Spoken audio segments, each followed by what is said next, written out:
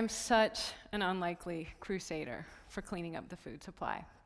I grew up in Texas, eating my fair share of Doritos and Ding Dongs. I wasn't a foodie. What I was the oldest of 4 kids, and like you often hear about, I inherited absolutely every single one of those type A overachieving genes that you read about in firstborn children. And thankfully, I learned how to channel that into academics, and I received a full scholarship to business school before graduating as the top woman in my class. I then went on to work as a food industry analyst. And when the management teams of places like Whole Foods and Wild Oats would come through our offices, we just kind of thought it was lifestyle, the rich and famous, or some hippie thing. Didn't really get it. And so after doing that for a while, when my husband and I decided to have kids, I traded the briefcase for a diaper bag. And using all of that type A energy, I had 4 kids in just over 5 years.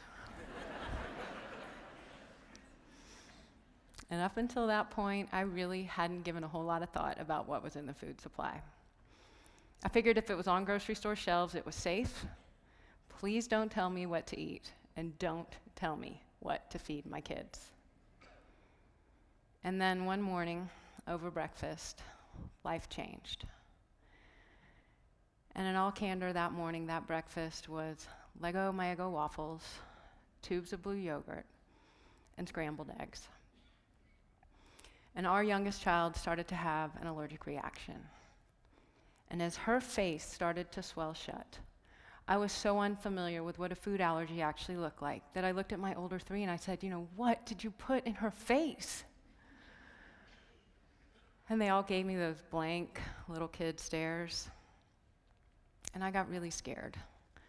And so I raced her to the pediatrician's office, and she says, Robyn, what did you feed the kids for breakfast? It looks like she's having this allergic reaction. And I said, well, I fed them Lego My Eggo waffles and blue yogurt and scrambled eggs. And she says, well, those are 3 of the top 8 allergens. And she starts rattling off all of these statistics about food allergies and how food could kill a kid. And all I could think was, since when? Since when has food become so dangerous? And as we got everything under control and we got back home and I put all the kids down for a nap, every single analytical gene in my body went off. And I wanted to dig into that data because I hadn't known anybody that had a food allergy when I was a kid. And as I turned to the research, I learned that morning that from 1997 until 2002, there had been a doubling of the peanut allergy. I also learned that 1 out of 17 kids under the age of 3 now has a food allergy. And then I learned from the Centers for Disease Control that there had been a 265% increase in the rate of hospitalizations related to food allergic reactions. That was doctors checking people into the ER. That wasn't moms diagnosing it. And so I wanted to know, what is a food allergy? Well, a food allergy is when your body sees food proteins as foreign. And it basically launches this inflammatory response to drive out that foreign invader. And so it just begged the question to me, is there something foreign in our food that wasn't there when we were kids? And so again, I turned to the data, and I'd heard from the Wall Street Journal and CNN that milk allergy is the most common allergy here in the US. And I learned from the US Department of Agriculture that beginning in the 1990s, we began to engineer new proteins into our food supply. And it started in our milk. In 1994, in order to drive profitability for the dairy industry, scientists using this new technology were able to genetically engineer new proteins, and it was a synthetic growth hormone. And it's injected into dairy cows, and it helps them make more milk. Now, the analyst in me, that made absolutely perfect sense. It was a brilliant business model. It could help drive profitability for the dairy industry. But at the same time, no human trials had ever been conducted on that.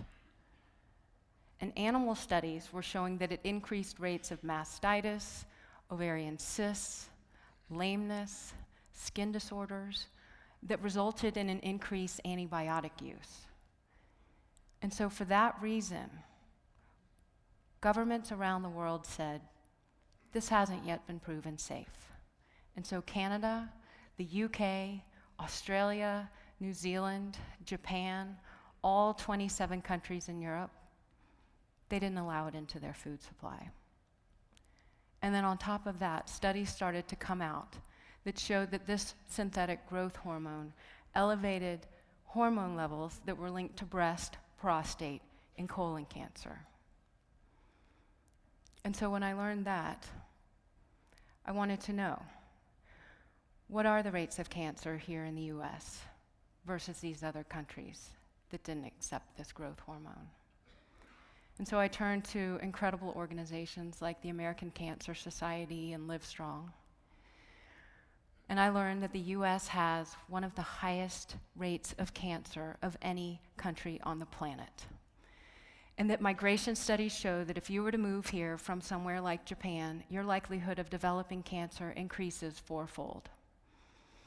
I also learned that 1 out of 2 men and 1 out of 3 American women are expected to get cancer in their lifetime. I then went on to learn from the Centers for Disease Control that cancer is the leading cause of death by disease for children under the age of 15. Now, correlation isn't causation. So I wanted to look at some of these other allergens. And I turned to soy, because I had learned that soy had recently become one of the top 8 allergens. And according to the US Department of Agriculture, in 1996, in order to drive profitability for the soy industry, because it's primarily used to fatten livestock, a new protein was introduced into the soybean. And again, as an analyst, it made perfect sense. The soybean was engineered to withstand increasing doses of weed killer.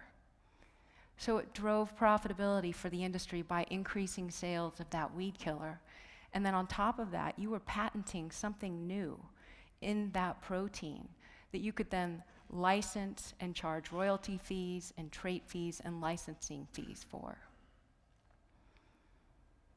And again, because no human trials had been conducted, and the one human trial that had been conducted showed a 50% increase in the rate of soy allergies, governments around the world said, we're going to exercise precaution, and we're not going to allow this into our food supply because it hasn't yet been proven safe. And yet here we said, it hasn't yet been proven dangerous, and we allowed it. And as I kept looking, I wanted to know, are there other new proteins in our food? And I learned that a few years later, due to growing concern of the spraying of insecticide over cornfields, scientists using this new technology were able to engineer that insecticidal protein into the seed of a corn plant so that as it grows, it releases its own insecticide. And again, because no human studies had been done, governments around the world said, we're not going to introduce this into our food supply.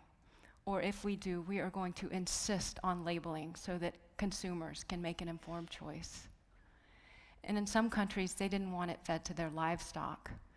And in some countries, like in France and New Zealand, they were so concerned they didn't want it planted in their soil.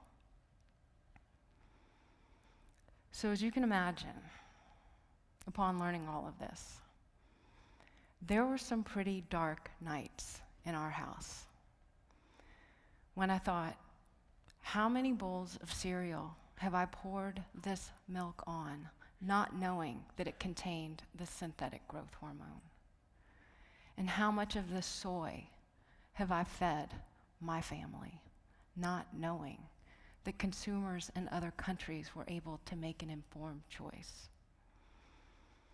And as I sat down with my husband, I said, I cannot unlearn this information. And I have to do everything I can to try to teach other people about this. And I don't know what they will say. And so together the next morning, we sat the kids down at the breakfast table. And I said, You know how Mom has learned some pretty tough stuff about what's going on in our food? And it's not in food in other countries, and it's especially not in food fed to kids. Well, I'm going to have to do something about it. And one of the boys, he looked at me and he said, Mom, how many people are on your team? And I said, well, it's you four and Daddy. And he said, Mom, you need a bigger team. And he was absolutely right. And at that point, people were saying, you should reach out to Erin Brockovich. You should really reach out to Erin Brockovich. And all I kept thinking was, who am I? Who am I to reach out to Erin Brockovich? But at the same time, I thought, maybe if I could get through to somebody like that, we could start to create this change. And so truly harnessing every single one of those type A genes, I spent 2 weeks crafting a 4-sentence email to Erin Brockovich. And when I fired it off, I don't know if I ever really expected her to reply. But when she did, I suddenly thought, maybe one person really can make a difference. And as I continued to look into this research, and the research that was being presented by the industry about how we needed this new operating system on our food supply, that we needed these genetically engineered proteins and all of the chemicals that went with it, I realized that they had done an incredible job manufacturing demand by creating this fear of scarcity and that we needed this technology to feed the world. But at the same time, the USDA was reporting that the US was throwing away 96 billion pounds of food every year. 27% of the food that we were producing wasn't even making it to our plates.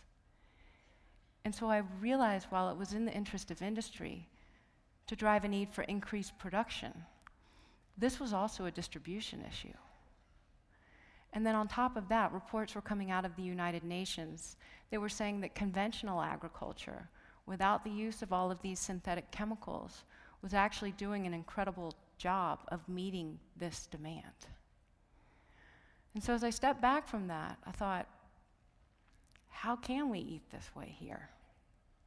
Without all of these synthetic chemicals and without all of these newly introduced proteins for which no human trials have been conducted. And I kept coming back to organics. And in all candor, it was driving me absolutely nuts because of the high price for those foods. And so I looked into the business model there, and I learned that as a national family, sitting down to our national dinner table with our national budget, our resources are used to subsidize the growing of food with all of these genetically engineered proteins and all of these chemicals. And at the same time, the farmers that are growing things organically, which by law means without the use of these synthetic chemicals and without the use of these genetically engineered proteins, these guys are charged fees to prove that their stuff is safe. And then on top of that, they're charged fees to then label it. And then on top of that, they don't get the same crop insurance and marketing assistance programs that these guys get over here. And so I reached out to these farmers that had adopted this new operating system.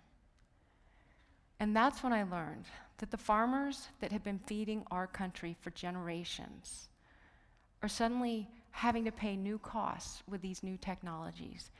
Because of the patents in those seeds, they can no longer store seeds as their grandfathers did and their great-grandfathers did. But rather, they've got to license the use of that technology and pay royalty fees and trait fees and licensing fees for the privatization of these profits to these shareholders. And so as I reflected on the fact that the US was one of the few countries in the world to have so boldly adopted this new technology and all of these chemicals that it was dependent upon, I wanted to know, what are our rates of disease here versus the rest of the world? and I learned that the US spends more on healthcare than any other country on the planet. That 16 cents of every dollar we spend is spent managing disease. And as an analyst, I reflected on that and I thought, we can't drive our profitability towards our core competencies at the corporate level because we're busy managing disease. And our global competitiveness could very well be at stake. And so as I stood in my kitchen, having learned all of this, and looking in my cabinets and realizing that these synthetic ingredients and these genetically engineered proteins were in just about everything, I turned to the Grocery Manufacturers Association to learn how I could avoid them. And I learned that 80% of our processed foods contain these genetically engineered ingredients. But at the same time, I learned that Kraft and Kellogg and Coca-Cola aren't using them in the products that they formulate in other countries. Now, when I first learned that, it was kind of depressing. But then I thought, we're not asking them to reinvent the wheel. And we haven't called upon them together to exercise this same level of precaution and to either label these ingredients so that we can make an informed choice or remove them from the products that they sell here in the US and place the same value on the lives of the American eaters that they've already placed on the lives of eaters in other countries. And so in all candor that day, standing in the kitchen, we simply began to make changes by trying to eat a little bit less processed food. Because it wasn't about the perfect being the enemy of the good. It was about progress, not perfection. And what I came to realize is that each and every single one of us has something that we are uniquely good at. And when you leverage that with something that you are passionate about, it can serve as a rocket fuel to create extraordinary change. And the bottom line is that our country was founded by courageous and creative entrepreneurs.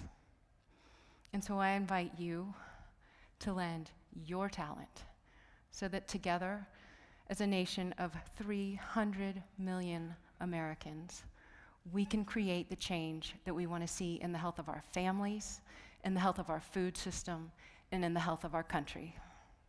Thank you.